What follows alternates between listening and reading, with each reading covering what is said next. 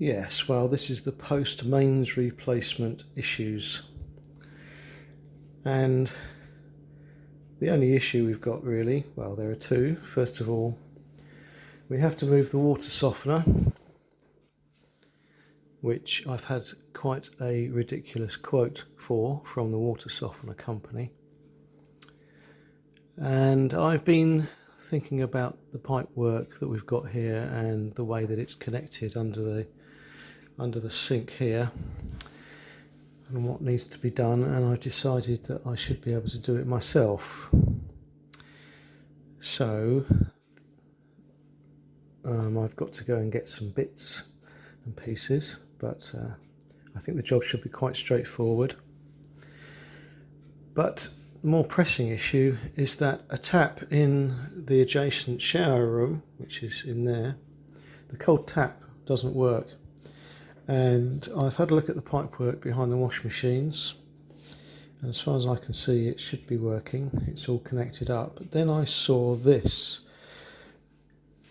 in here next to the water softener is all the pipework that lets the mains come in from underneath here, and the mains goes up and then it goes backwards that way into the water softener, and then it comes back above this valve here to feed the rest of the house.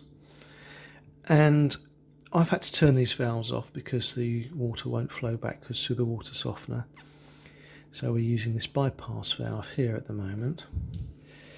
But underneath it is, I believe, a one-way valve, which would be sensible because it stops any water from the house going back down the mains. The arrows are clearly pointing upwards, and although the label just says single direction of flow, it doesn't say it's a one-way valve, but that's what it means, I guess.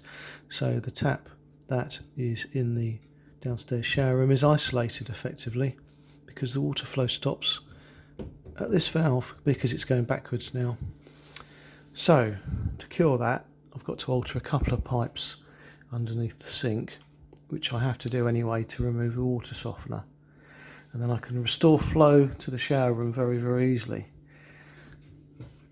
So it just needs me to, I don't know if I can show you under here. Yes, these two white pipes you can see running along here. One comes from the mains. This one here is the pipe in. That comes from the mains, the old mains I should say. And it's that pipe through which the water needs to flow to feed the shower room cold tap. So I need to disconnect it at this end, and I need to connect it to a fitting, the T-fitting, the white T-fitting you can see there. This one here. Okay, because this is the way the water flows now. The water flows from the garage along here to the washing machine fittings here that are on the wall. So it's just a question of me disconnecting one pipe here and connecting the other pipe to here, and the water is restored in the other room. And it means draining the system down and turning the mains off. I'm just I'm just trying to get the pipe area free so I can get the new pipe up there when I've got it loose. Come on phone, focus.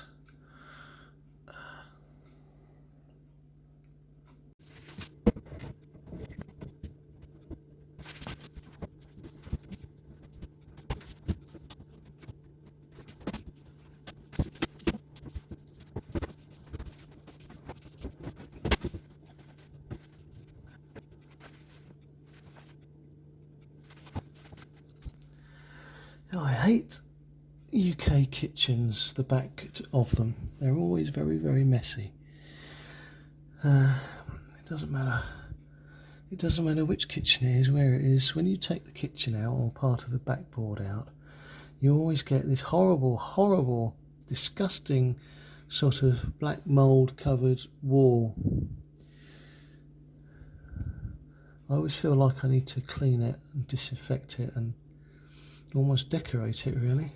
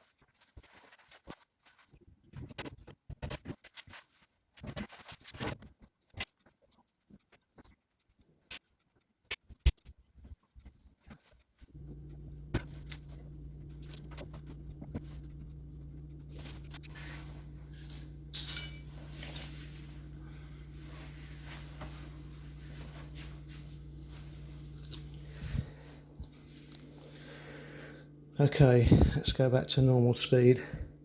So, as you can see, I've removed a couple of pipes that were connecting with the water softener. So the in and out pipes of the water softener are gone, which means that's isolated, so I can take that out at my leisure. And I've connected one of the pipes from the water softener that was back up to that joint up under the cupboard there, so that should now supply the cloakroom. So I need to now go and turn the water on and check that and check for leaks under here, because I had a bit of difficulty with that joint, because when we're using plastic pipes for connecting things in plumbing in the UK, we have a little insert here, so that when that goes onto a fitting, whether it's a compression fitting or whether it's a push fit fitting, as in this case, that insert stops the plastic from collapsing, because otherwise it would deform under the pressure of the fitting. You can see if I press my finger there how it moves a little bit. That was stuck inside the push fit fitting, so I had to get that out, and in the process I removed part of the push fit fitting. So I've got to make sure that that's not leaking. That's very, very important, because that joint may have been compromised by that. Right, moment of truth. The mains is on. We haven't got it gushing out yet, so that's good. Oh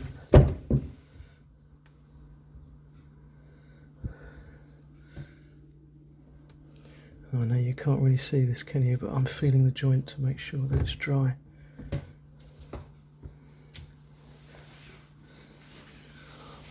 Let's go and see if this tap works. So it's this tap here that wasn't working on the cold. It was working on the hot, which is that one.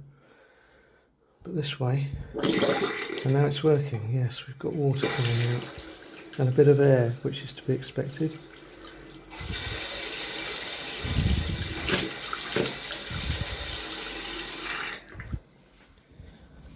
So that's good.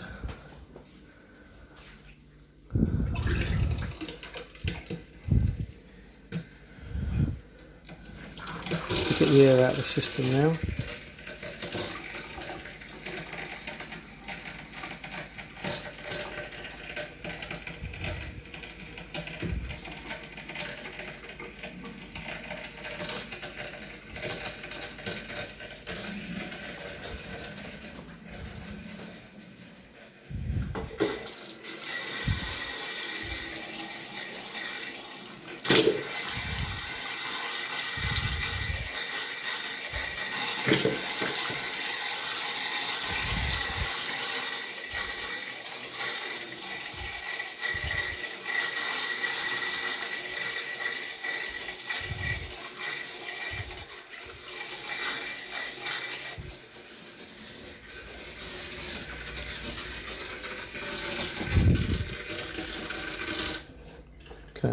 I've got to do upstairs as well. Right, well that's that job done. Job number 1 out of the 2 involving the replumbing. And it's funny how these things happen, but Jo, my lodger, pointed out that her tap wasn't working last night, quite late last night, so I couldn't actually do anything, but I whipped the washing machine out and checked the pipes. And it dawned on me after a few minutes what was needed, and so I went to bed quite happy last night. I was up early this morning, and it's now 7:45 in the morning and that job's done. I always like to leave myself plenty of time with plumbing. I always start very, very early in the morning, having planned what I'm doing. And then if there's a problem, I've got all day to get it fixed, or to get another plumber in an emergency if I've done something horrendous. Fix that later. Yeah, so I'm very pleased with that, and now I can get this machine out. I can physically extract that machine and clean up the cupboard and start using it again as a kitchen cupboard. And I can take it to the garage and place it in position, and I can fit it to the mains pipe later on.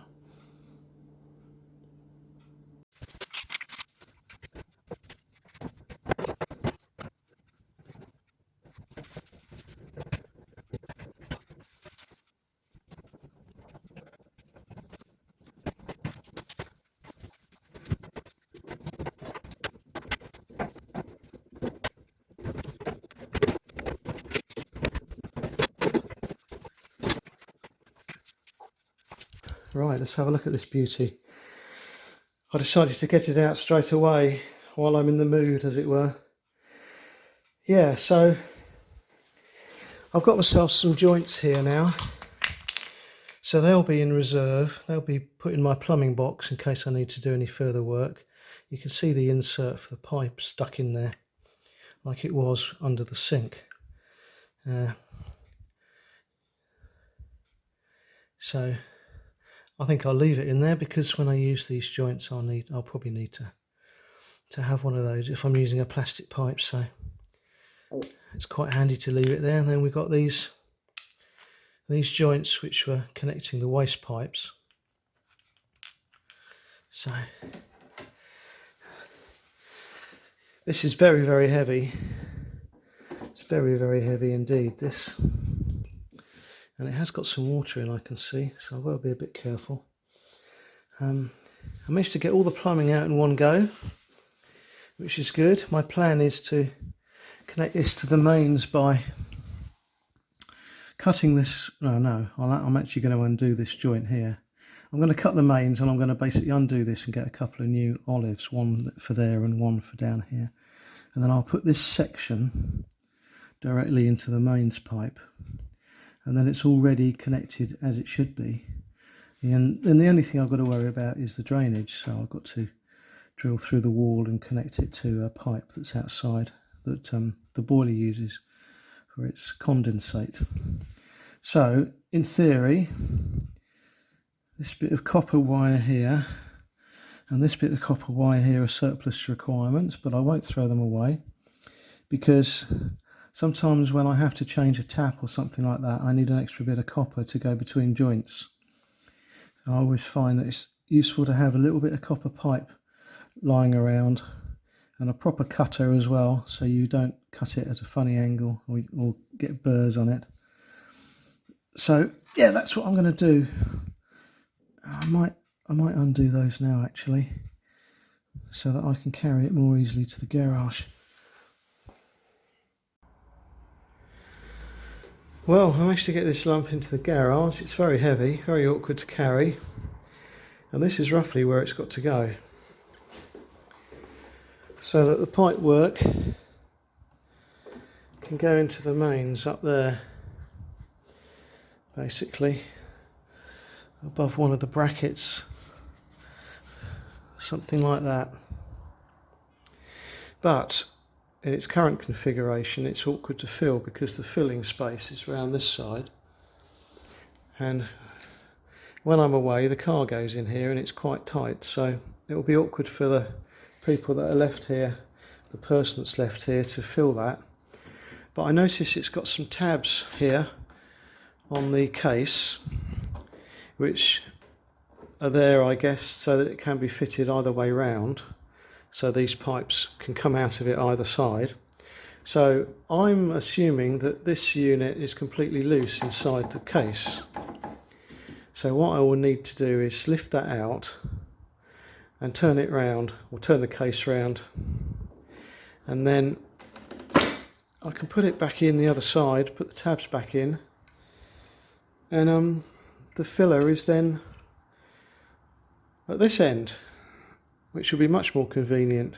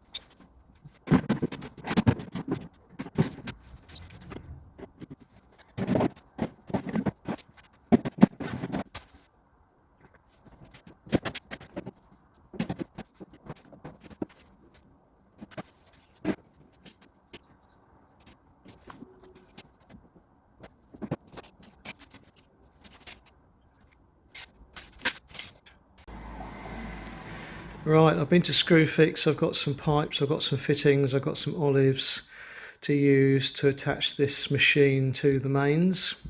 My next job is to drill a couple of holes big enough for the drainage and the overflow.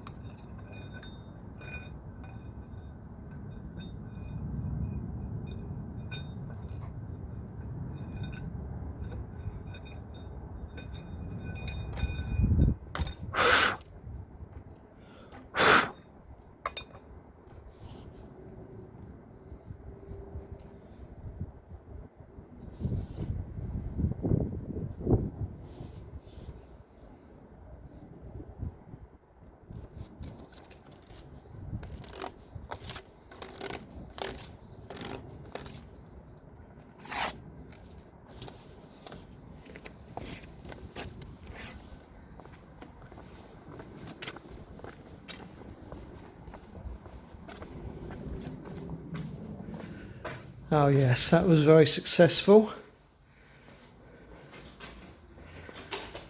Yeah.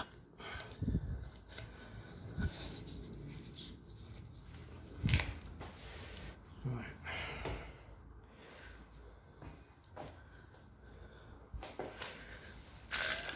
I can get this on now.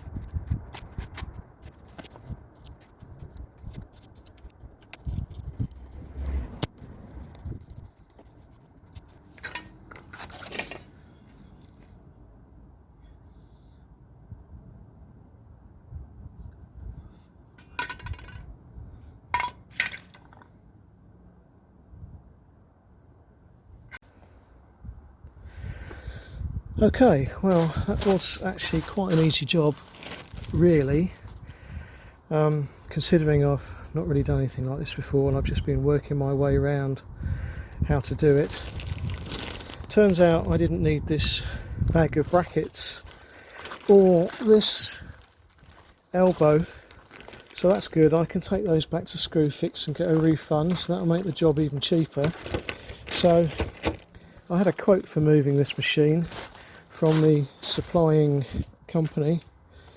The Autosoftener's 7 years old, and they started to try and sell me a new one, which I wasn't very keen on them doing. I mean, they seemed to think they were talking to an idiot, I think, telling me a load of guff about moving it.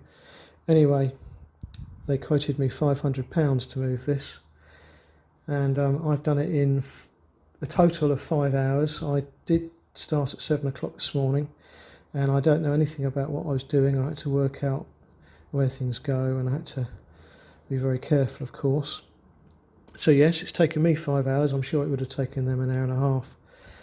Anyway, that 5 hours includes going to Screwfix to buy stuff, which was probably a good 3/4 of an hour, just going out and buying stuff. Yeah, so the only problem I had was that I wanted to use push fittings out here to make my life easier. I didn't want to buy a big pot of glue and glue the joints, because I'd just end up with a big pot of glue left over, and I'd probably never use it again before it went off. And they're very expensive, these glues, I think. But unfortunately, the push fittings were not compatible with the existing pipe, although they're the same size diameters. Externally, in theory, this one is slightly bigger. So what I had to do with the push fits is take out the rubber washers and the plastic surround that makes it a push fit, and just get some emery paper and just take off a little bit of the surface, just so that it was big enough to get into here. I'm not concerned that it's not completely sealed, because basically it's condensate from the boiler that comes down here, which is very, very small amount, and it doesn't really matter if it falls outside. And then this pipe that's in here, the white pipe that you saw, that is the actual rinsing exit waste pipe, if you like, from the water softener when it does its rinsing cycle. And that white pipe actually extends right into the joint here. So although technically some water may come out of this joint, it's quite unlikely, because that's quite a tight joint actually, even without the rubber in there. And it doesn't matter really if a bit comes out and dribbles down here. It doesn't matter one bit. We're not talking about dirty water from a toilet or a shower flooding the garden or anything. So I'm quite happy with that. This white pipe here is another pipe that comes out of the water softener, and that is an overflow pipe. So if the water softener float valve goes wrong and it lets too much water into it, and it's in danger of basically flooding the surrounding area, which normally would be a kitchen, then there's an overflow system. There's an overflow pipe coming out of it, and that basically never gets used. So I'm not worried about that being there, and that's how it was around the other side of the house when the water softener was in the kitchen, just sticking out the wall. It's an emergency one, and indeed you need to see it coming out so you know there's something wrong with the water softener, rather like an overflow on a cistern or something that comes out of the wall. Well, they used to anyway, now they go down the toilet. But basically both systems give you a warning, either visible or by sound. So now I just need to turn the water softener on, and I just have to tweak a couple of these joints. This joint here that was fitted by the people that did the mains was weeping, so I've just given that a nip up. That seems to be dry now. This joint here, which is the top joint of the stopcock, was weeping, so I gave that a nip. And then I've just found that this bottom joint here, yeah, you can see the wet there. This joint here was weeping, and I also saw a bit there. So basically all the joints they did were weeping a little bit.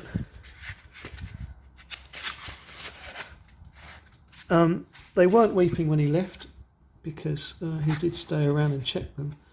But what happens over 24 hours is that things settle and water finds its way through the tiniest of cracks under pressure that's not being relieved by us running any water in the house. So I'm just going to nip that up, and then that'll be job done really, and we'll have a water softener back after only 12 hours of absence and very little use in the house. So that's fantastic.